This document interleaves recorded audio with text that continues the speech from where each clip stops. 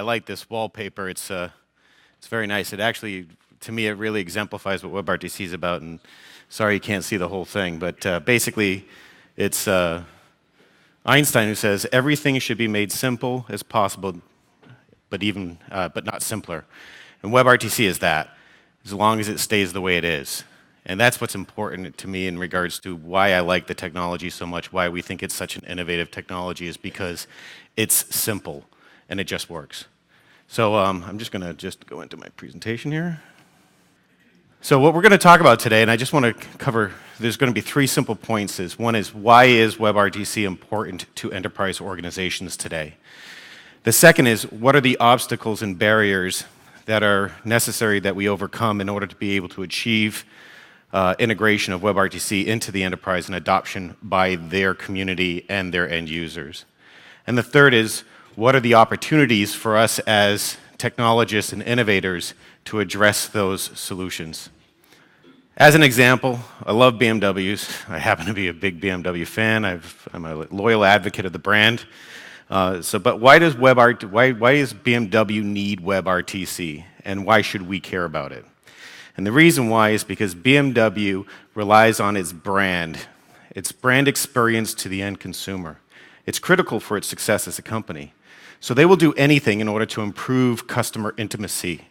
And because of that, they're looking for ways that they can actually reach out to more customers and to improve their brand experience. So this is what my car looks like to me. Right? It's not really my car, but this is, to me, the brand experience that I get from owning a BMW. And the reason why is because they give me that experience of luxury, of sportiness, of being able to be into something that's more futuristic. This is what my car really looks like. So I'm just a normal 328 owner, but this is what the cars look like to other people. So this is an example of how much that brand experience exudes to other people. So in other words, BMW's brand recognition and the brand experience extends to people who perhaps can't afford a BMW or don't have a BMW, but they want it so bad, they're willing to make up a BMW for themselves. So this is the concept that BMW is actually entertaining when they actually address their consumers. And the concept is called future retail. And they've actually just launched this last May. And there is a dynamic that's going on, and this is actually something that's really being led by, or was invented by Apple, so to speak, or they were credited for it, which is basically the digital concierge. And what the digital concierge is it's a brand experience that allows you to do what they call non-line shopping. What they've recognized is the fact that by giving people a brand experience in a retail setting location, they can go look at products, they can experience products, they can experience that brand, and then they will use their digital devices or their web browsers to then go do their purchase. So they call that the mobile influencer to a sale. And they're saying that by giving people that brand experience, that digital showroom, that digital concierge, that they're able to capture more market share than they could in any other traditional retail environment or any other e-commerce environment. And companies today are flocking to this. So what does that mean to BMW? It means improving the consumer-to-business social environment, being out there on the social networking sites, being able to create a higher degree of customer intimacy through communications on platforms like Google Plus or Facebook or LinkedIn. It also means creating that virtual showroom experience. People's time is valuable, and they rely on the web and they will rely on their connected devices in order to basically do a lot of their shopping and look for the products they're looking for. So that virtual showroom experience is also very important. They've also looked at the dashboard as a tablet now, right? So everybody sees the modern, they call it the BMW connected car or connected drive. And they release applications to those devices, and they can do over their updates down to your actual device that's sitting in your dashboard. So I can actually have that infotainment and consumerized experience. So that integrated infotainment environment allows me to take the media and the applications and the services that I'm subscribing to out on the internet, Hulu, YouTube, Netflix, and have that integrated experience. So when I get into my BMW, my kid can get in the back seat of the car, and he can connect to my connected drive, and he can watch BMW TV, which is hooked up to his Hulu. And then he can have that actual experience. So what does that do? That means that my son can now actually take that outside of the car and create an out-of-the-car experience. But it's more than just from an infotainment or entertainment perspective. It's also from a standpoint of being able to provide basic level services. So self-service support, information, and then immediate assistance. And if you think about it, these are applications. This is not your car, this is your phone, this is your smart device, this is your tablet. You're downloading an application that gives you that BMW brand experience even when you're not there. One of my favorite applications is my BMW Where Did I Park My Car app. So when I park my car at the airport, I hit a button on my phone, and I go off and I take my flight, I go on my business trip, and when I get back, I hit a button and it tells me where my car is. Not only does it do that, it also estimates the amount of time it takes for me to walk back to my car. And if I was at a meter, I can actually plug in the time that I actually put my coins in and how long I have before my meter expires. And it will warn me in advance so I have enough time to walk back to my car to feed the meter. This is an out-of-car experience. This extends BMW's brand no matter where I go. But it's not just BMW. It's automotive, it's full retail, it's banking, it's insurance, it's healthcare, and many more industries. Everybody is flocking to this. JCPenney, the person who invented the Apple Genius Store experience, is actually now working at JCPenney, and he's trying to revamp the retail experience for JCPenney in the same way. BMW has adopted this. Many other companies are adopting this digital concierge-style service. However, one of the things we know is that, actually, good point here, which is, talks about the opportunity, right? So the mobile influenced online store sales today is 158 billion. E-commerce sales in total is 226 billion. Combined, you can see that it's a huge marketplace. So these retailers, these companies that are extending out to the consumers, are spending tons of money to get access to these consumers because these are people who are making decisions based against their mobile device as they go. Now, we're going to talk about what this means about WebRTC, though. So, yeah, we have enabling organizations like the standards bodies, IETF, W3C, and then the browser vendors. And they're creating a peer-to-peer user experience. And it's very simple to use. I mean, 5 lines of code, and you can have a soft phone on your browser. No downloads, no plugins, very easy to use. However, for enterprises to be able to leverage this in dealing with the consumers who will be consuming WebRTC, there are obstacles. And it's not obstacles due to the vendors themselves, and I want to say that because there's going to be a lot of vendors on here, but it has to do with the fact that there's been decades of technology that has been invested in by enterprises today in these vendors that aren't going anywhere.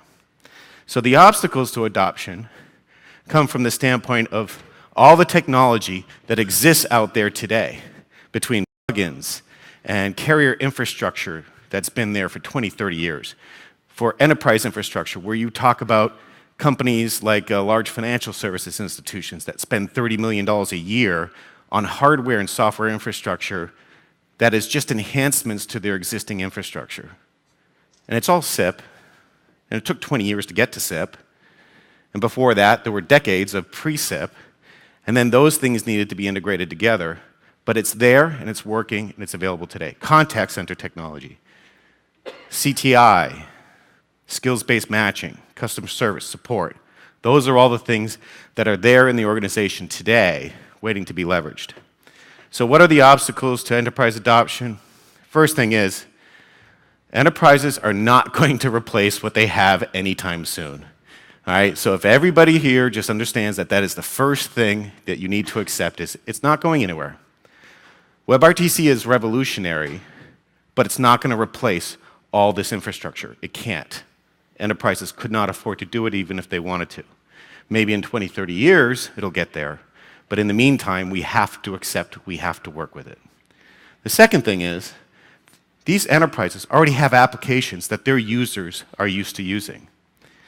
So we can't go in there and say, hey, here's a new revolutionary contact center application that uses WebRTC and allows you to connect with your customers on Facebook. And they sit there going, but wait a minute, I've got 60,000 contact center reps spread out across the globe, and they're currently using all of this technology. I'd have to replace all my IVRs, I'd have to replace all my scripts, I'd have to do training of all these users. Not going to happen. Third thing is, they're not going to risk security, compliance, or regulatory sanctions. The complexity of doing business when you're a large enterprise is the fact that you have all of these things that are imposed upon you. I've got to answer to the SEC when it comes to banking transactions. I've got to be able to do call recording so that I can have actual transparency to my transactions. I've got regulatory sanctions. I can't sell this to that person in this country, or I can't share this medical information about this patient with that doctor without this permission. Those things are all built into the business processes that these companies have to support. Now, WebRTC, if you think about it, is dead simple.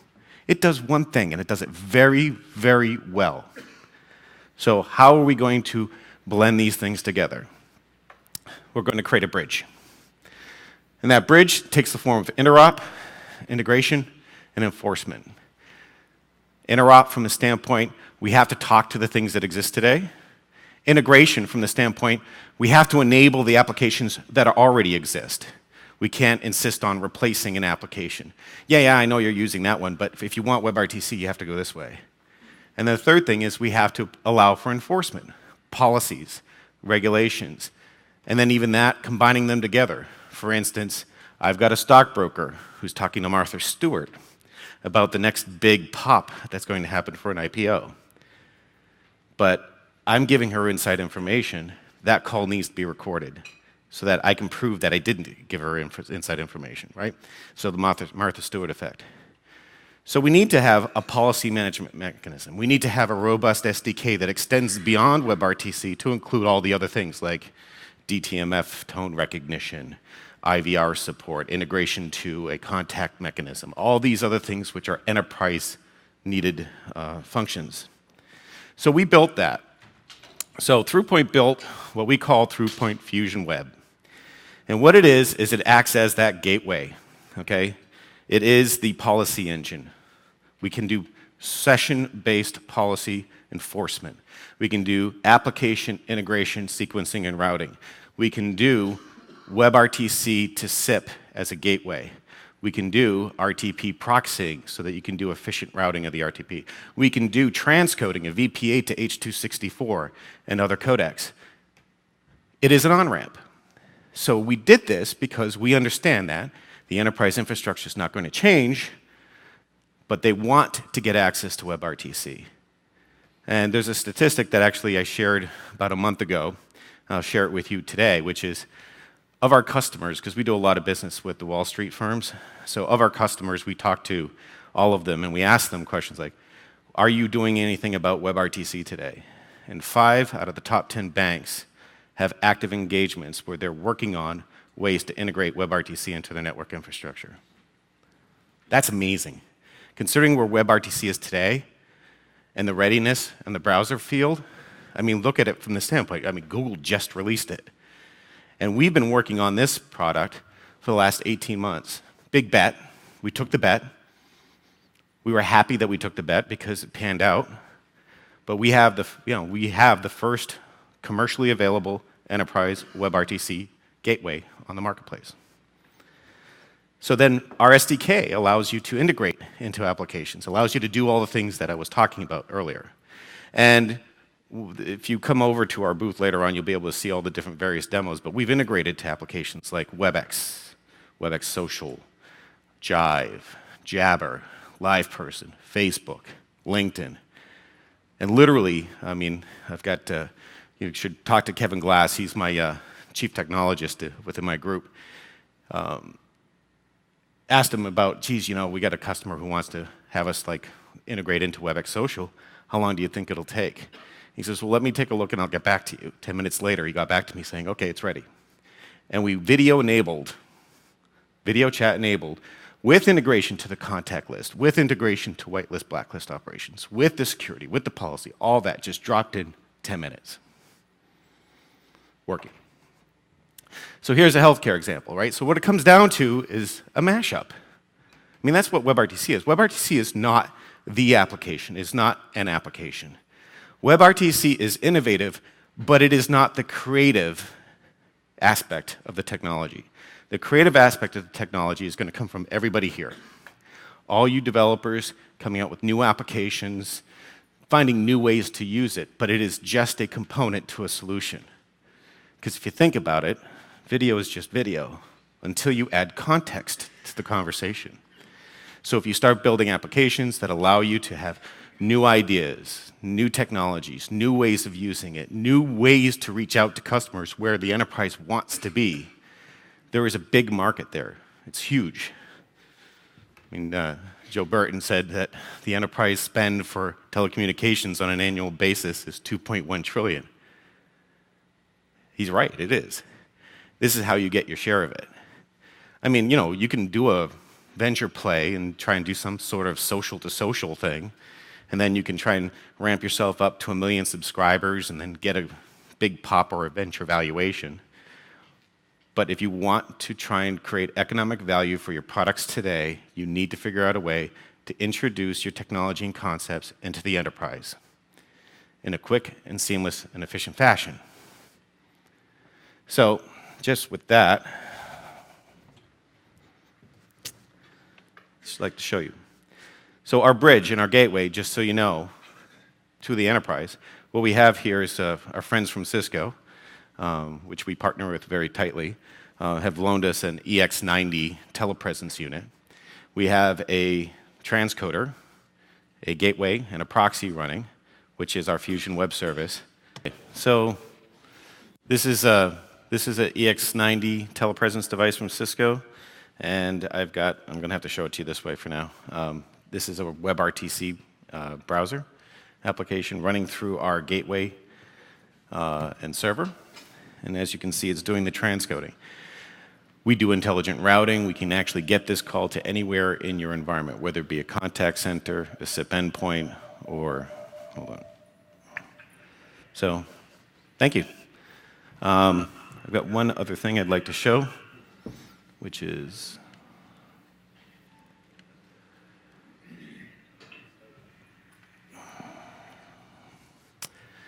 so we are offering a beta program for our WebRTC SDK and our infrastructure.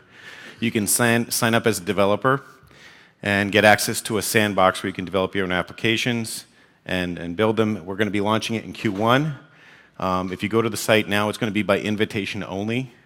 There's going to be a limited number of slots, so sign up early, and then you'll get your invitation sometime early in Q1, and then you'll be able to have access to the sandbox and start writing your own applications with our SDK, and you'll be able to route those applications off to your own enterprise infrastructure. So, thank you very much.